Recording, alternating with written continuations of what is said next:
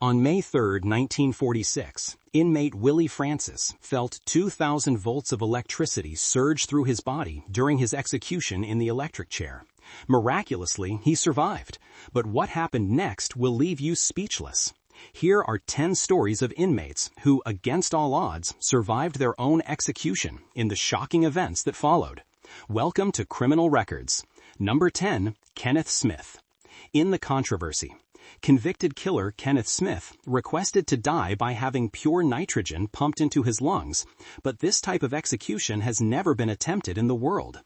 On November 17, 2022, Kenneth Smith, a hitman from the U.S., was brought to the execution chamber. Despite one of the highest courts in the country ordering a delay, in the 1980s, Smith was hired by preacher Charles Sinnott Sr. to end the life of his wife, Elizabeth Sinnott. Charles, overwhelmed by a massive debt, planned her death with the intention of collecting life insurance. He paid Smith and another man, John Forrest Parker, $11,000 each for the job. However, the plan didn't go as expected, leading to Smith's capture and death sentence after spending 33 years on death row. A date was set for his execution, but when the time came, the 3-person team in charge of administering the lethal injection failed to find an intravenous line. They repeatedly punctured his arms while he screamed and begged them to stop. In a desperate attempt, they even punctured his muscle, causing excruciating pain. In his own words, Smith recounted, "When they couldn't find a suitable vein, they ordered the guards to tilt the gurney back so that my feet pointed to the ceiling and my head hung down toward the floor, like in an inverted crucifixion. Their masks were covered in my blood, and they eventually punctured my clavicle in an attempt to insert a central intravenous line into the subclavian artery. After 4 hours of failed attempts, they finally returned him to his cell, complying with the court order to halt the execution."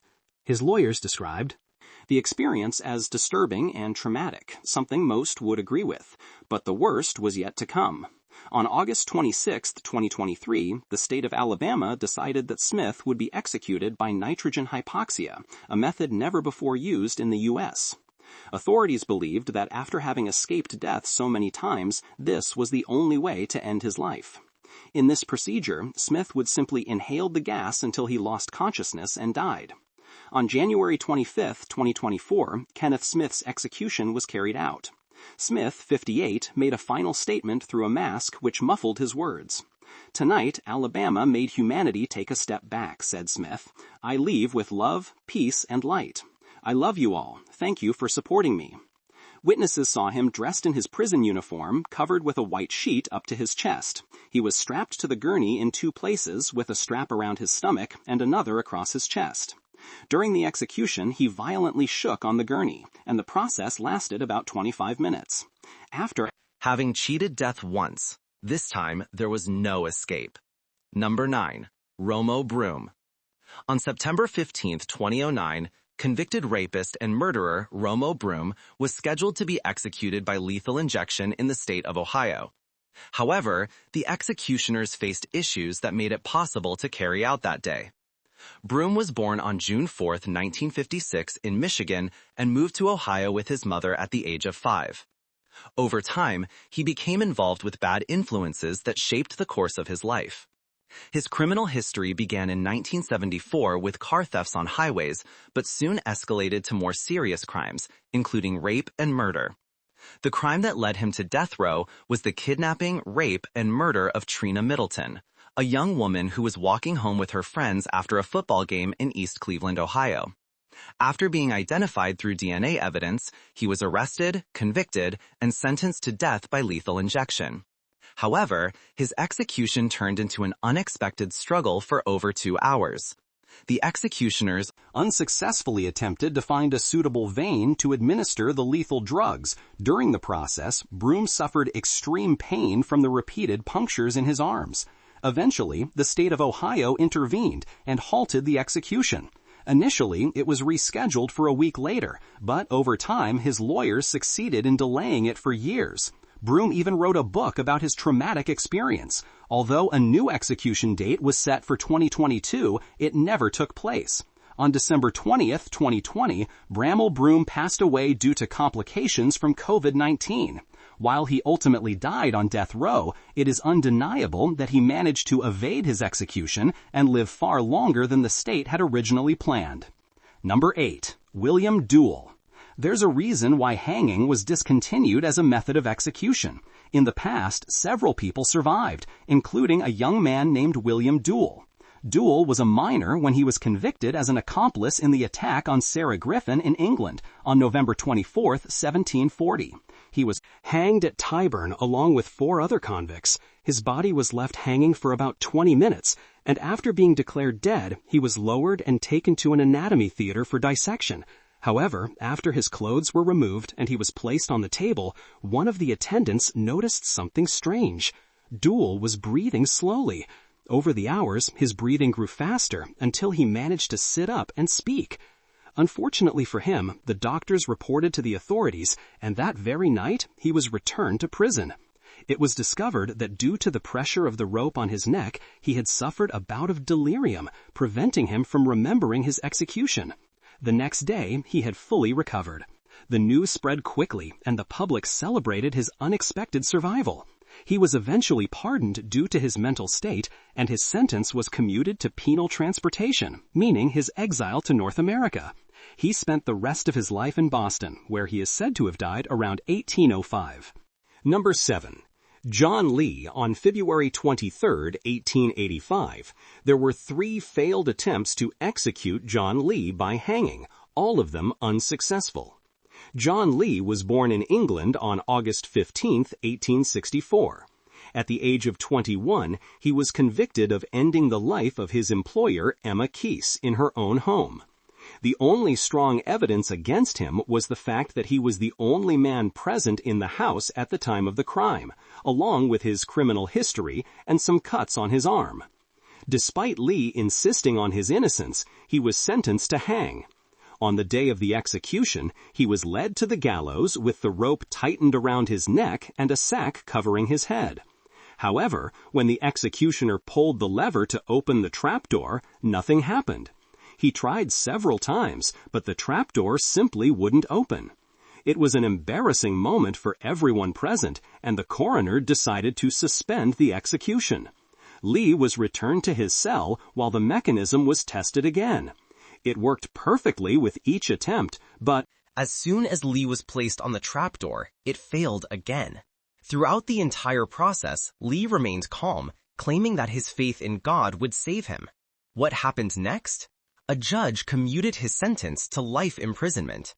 Years later, after several appeals and new evidence showing that he might not have been the only man in the house the night of the crime, his innocence was determined and he was released in 1907. What happened to him afterward remains a mystery. Some versions say he died in a mental asylum in Tavistock during World War II, while others claim he moved to the United States, where he became a speaker and passed away in Milwaukee in 2009. Regardless of the truth, John Lee will always be remembered as the man who couldn't be hanged. Number 6. Anne Green. On December 14, 1650, Anne Green, a domestic servant in England, was executed by hanging after being found guilty of infanticide. However, her story has been told for centuries due to its incredible outcome. Born in 1628, Anne worked in the house of Sir Thomas Read, a justice of the peace living in Oxfordshire during her time there. She was seduced by her employer's grandson, Geoffrey Read, who left her pregnant at 17 weeks. Anne had a miscarriage. Fearing retaliation, she tried to hide the remains, but they were discovered, leading to her being accused of ending the infant's life. She was sentenced to hang and executed at the famous Oxford Castle. Her body remained hanging for 30 minutes before being lowered, placed in a coffin, and handed over to the doctors at the University of Oxford for dissection. What is shocking is that Anne never died. For 24 hours, she was without food, water, and with little oxygen until just before the doctors began to dissect her body. One of them noticed she still had a pulse. Imagine their surprise when they saw Anne slightly move her body. Immediately, he and other doctors began resuscitating her, administering medications until she could finally speak and move on her own. 3 days later, Sir Thomas Reed passed away, leaving no authority to revoke her pardon. However, her case caused a disturbance, with a group of people demanding that she be executed again. Fortunately, no one listened to them, and Anne was released. Many saw her story as divine intervention, a miracle that saved her from death. Eventually, Anne lived a peaceful life, married, had 3 children, and died in 1659. Number 5. Willie Francis. We've seen cases of people who survived lethal injection, but what about an execution in the electric chair? That seems impossible. However, in 1946, a young African-American named Willie Francis survived an attempt at execution in the electric chair, an event that remains one of the greatest anomalies in the history of the death penalty in the United States.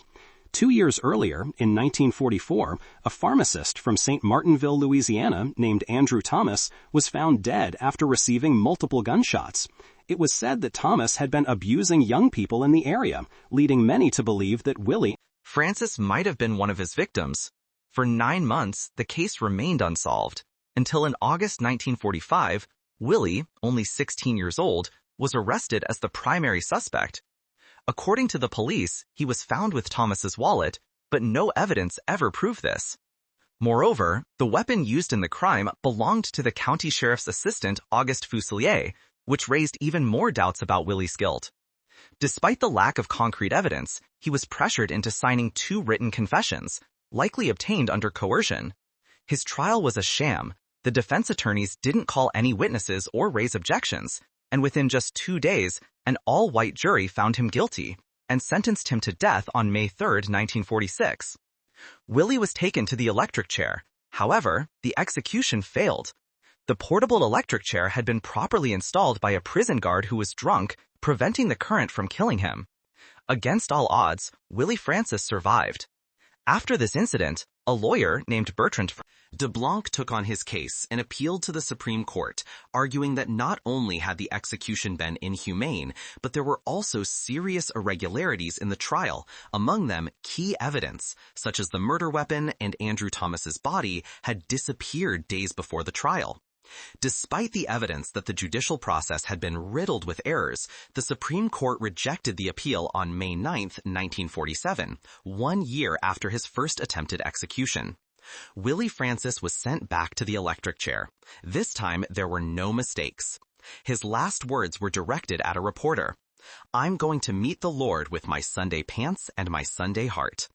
Even today, his case serves as a reminder of the flaws in the justice system and the brutality of the death penalty. Numero 4. Allen Eugene Miller. By now, the state of Alabama might deserve to be banned from carrying out executions by lethal injection, because it seems they never managed to get it right. In the case of Allen Eugene Miller, not only did they fail to administer the lethal drugs, but they almost killed him due to the numerous injuries inflicted on his body during the failed execution attempt on September 22, 2022. Miller was scheduled to be executed by lethal injection for the murders of Lee Holdbrooks, Christopher Scott Yancey, and Terry Jarvis committed in 1999 during a delusional episode. However, when it came time for his execution, prison officials encountered serious difficulties locating a suitable vein to insert the intravenous line. For an hour and a half, the executioners tried unsuccessfully to find venous access, repeatedly piercing his arms, hands, and feet. Desperate, they began inserting needles into various parts of his body with no success. Miller remained conscious throughout the procedure, feeling each puncture and the pain it caused. After nearly 2 hours of failed attempts, they strapped him tightly to the gurney with a chest strap and tilted him upright with his limbs bleeding. The executioners finally left the execution chamber, leaving Miller tied up alone and severely injured. 30 minutes later, he was removed from the gurney, his wounds were treated, and he was returned to his cell. Against all odds, Allen Eugene Miller had survived his execution. What happened next? His lawyers continued to fight for a change in his method of execution, arguing that Alabama had demonstrated its inability to carry out lethal injections effectively. His case was the third in 4 years in which the state of Alabama failed in an execution, sparking a strong debate over lethal injection as a method of capital punishment. Finally, Allen Eugene Miller was executed on September 26, 2024, by hypoxia through nitrogen deprivation. Number 3. John Smith. If there were a record for the most executions survived by a single person, that record would belong to John Smith. Born in 1661, Smith was a thief and robber in London. However, before taking this criminal path, he served in the Navy as a commercial sailor and later in the Royal War as a soldier aboard until he was discharged after the famous Battle of Vigo Bay shortly afterward. He enlisted as a soldier and began associating with bad company, which ultimately led him to a life of crime. On December 5, 1705, he was found guilty of 2 charges and sentenced to death. At first, Smith didn't seem too worried, but when the time for the execution came, his family caused a great uproar. Trying to lessen Smith's suffering during the execution process, he was hanged for about 15 minutes without dying, so he was lowered and taken to a nearby house to recover. On February 20, 1706, John was released due to the traumatic experience he suffered from the failed execution. However, this was just the first of many surprises in Smith's life. After being freed, he returned to his old habits of theft, and less than 6 months later, he was arrested again for the same crime. Despite having been previously convicted, he managed to evade harsher punishment. Due to the complexity of his case, clearly, Smith did not deserve the mercy granted to him, and he was arrested for the 3rd time for robbery. This time, it seemed that execution was inevitable. But just before his trial, the prosecutor died, leaving him free once again. People with such incredible luck are few, and the most surprising thing is that Smith's luck had not yet run out. On May 17, 1727, at the age of 66, John Smith was arrested for attempting to steal a lock with a friend, while his friend managed to escape. Smith was captured and brought before the authorities. It was discovered that he was trying to break into a warehouse, which earned him his 3rd conviction. He was sentenced to be transported as a prisoner to Virginia, United States. Smith requested that physical punishments be imposed on him, but the mayor rejected his request. Eventually, he was sent far from London, leaving his family behind.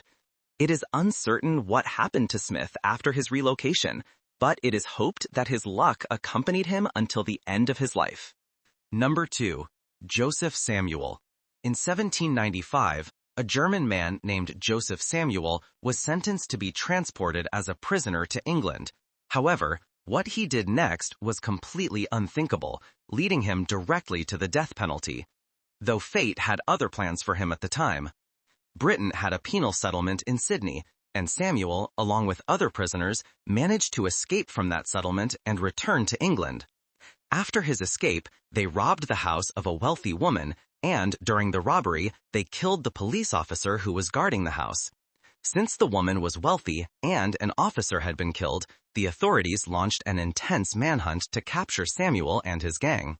During the trial, the woman specifically identified Samuel as one of the culprits. Samuel confessed to the robbery, but denied having killed the officer. However, since he was the only one identified, he was sentenced to death by hanging, while the others were released due to a lack of evidence. On September 26, 1803, along with other prisoners, was hanged the ropes, used for the execution was strong enough to support up to 450 kilograms, meaning they were more than capable of hanging a human. While the other prisoners died from strangulation, Samuel's rope broke and he fell to the ground. This left everyone stunned. The executioner quickly prepared another rope, also capable of supporting 450 kilograms, and placed it around Samuel's neck. He raised him again, but immediately after the cart beneath his feet was removed, the rope loosened and Samuel fell to the ground once more. The executioner was confused, knowing he had adjusted the rope correctly. Samuel suffered an ankle sprain from the falls and was in great pain.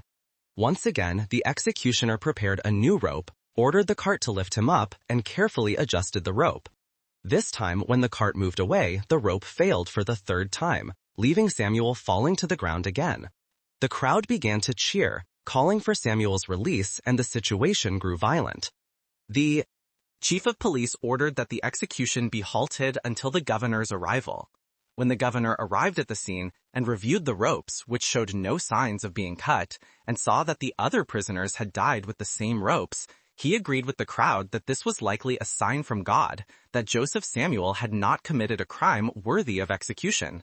As a result, his sentence was commuted to life imprisonment. Number 1. Weslow Mogel.